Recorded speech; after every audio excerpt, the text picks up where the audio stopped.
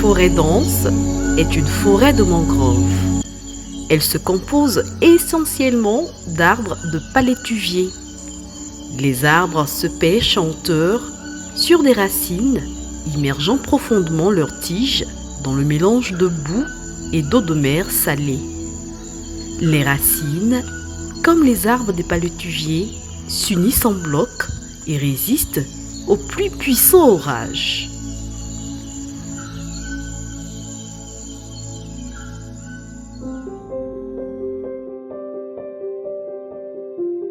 La mangrove pousse le plus souvent en zone de lagune. Elle constitue un écosystème vital pour les hommes, pour diverses espèces animales et végétales et pour le climat.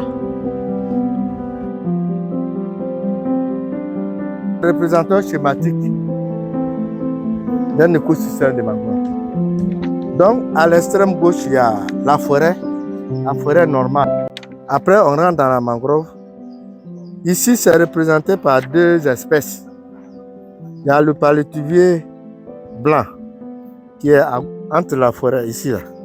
Le palétuvier blanc. Ouais, l'importance de la mangrove, ce sont les plantes qui poussent dans l'eau.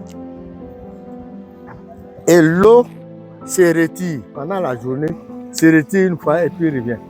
Donc on dit il y a le va-et-vient, flux. Donc à marée haute, l'eau revient. À marée basse, l'eau se retire. Ça veut dire que la lagune là, en contact avec la mer. En contact avec la mer. L'embouchure, c'est au niveau d'Assini. Si c'est la lagune Abi, il y a une partie qui va jusqu'au Ghana, c'est la lagune Eyi Tendo, partagée avec le Ghana. Dans la mangrove, il existe des micro-organismes qui sont chargés de transformer ces débris-là en éléments nutritifs. Ça veut dire que les espèces animales, poissons, crevettes, huîtres, tout ça qui se trouve dans l'eau, viennent se nourrir. Les animaux marins passent au moins pendant une partie de leur vie, passent au moins dans la mangrove. Et lorsque la mangrove disparaît, il y a beaucoup d'animaux qui disparaissent. La science a trouvé un autre rôle plus important à la mangrove, c'est ce rôle de piéger le carbone. On dit que la mangrove piège 4 à 5 fois plus de carbone que la forêt. Au fait, l'exploitation des mangroves, on peut arrêter dans ces jours, mais c'est un opérateur qui est venu, qui a fait que, parce que eux-mêmes, ils ont commencé à abattre le mangrove et comme ils ont abattu ça et là, donc ils ont demandé aux femmes de venir découper au parti pour ne pas que ça reste sur le site.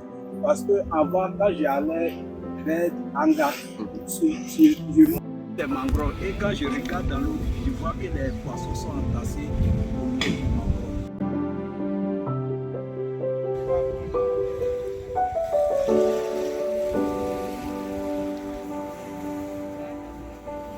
Alors, docteur, là, où nous sommes en ce moment? Alors, nous sommes à la périphérie du parc national des îles Hautes-Îles. Le parc national des îles Hautes-Îles est un parc particulier parce que c'est un parc avec beaucoup de zones humides. Et dans ce parc, il y a un écosystème qu'on appelle la forêt des mangroves. C'est un écosystème particulier parce qu'il joue un rôle dans la préservation des ressources halieutiques. Et là, nous partons pour visiter ces mangroves-là, voir son état de conservation et puis poser une action de conservation. Voilà. Le parc national des îles Eotile est un archipel de 6 îles, tout aussi fascinantes les unes que les autres, de par leur histoire et par la diversité de faune et de flore. Ce parc est situé sur la lagune Abi, près d'Adiaké et d'Assini.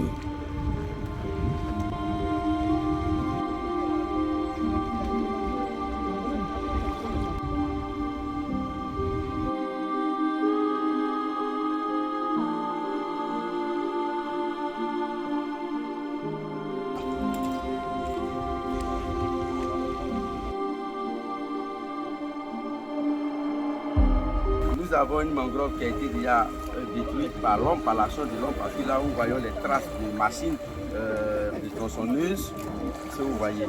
Donc ça, c'est une perte pour la nature, c'est une perte pour l'humanité et la science. Donc, alors que les mangroves jouent un rôle très important en ce qui concerne la protection des terres.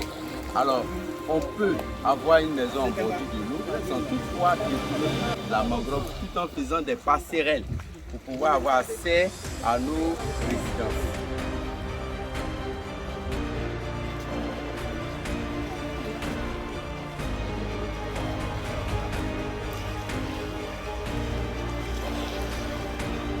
Pourquoi vous demandez de faire un planting en respectant des distances de 1 mètre, alors que de façon naturelle, on voit bien que les palétuviers sont côte à côte? Il faut voir le tronc d'abord. Les racines, pourtant, ils chassent. Naturellement, la nature règle les plans et la situation. Mais lorsque l'homme intervient, il faut respecter les normes. C'est au même titre que les reboisements en terre, il faut laisser des espaces pour pouvoir permettre les plantes de mieux se développer. 2 types d'actions ont été identifiées pour préserver les mangroves, le reboisement et la restauration de forêts de mangroves. Le reboisement consiste à planter les propagules sur des nouveaux espaces. La nature s'organise d'une façon parfaite et harmonieuse pour la reproduction des palétuviers. Les propagules se détachent des branches et fixent leur bout pointu au fond de la boue pour empêcher que les vagues ne les emportent.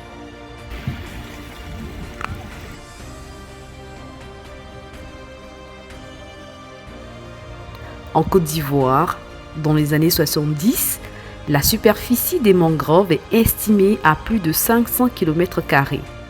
En 2013, 95% de la superficie des mangroves disparaît et laisse place à des côtes de plus en plus désertes.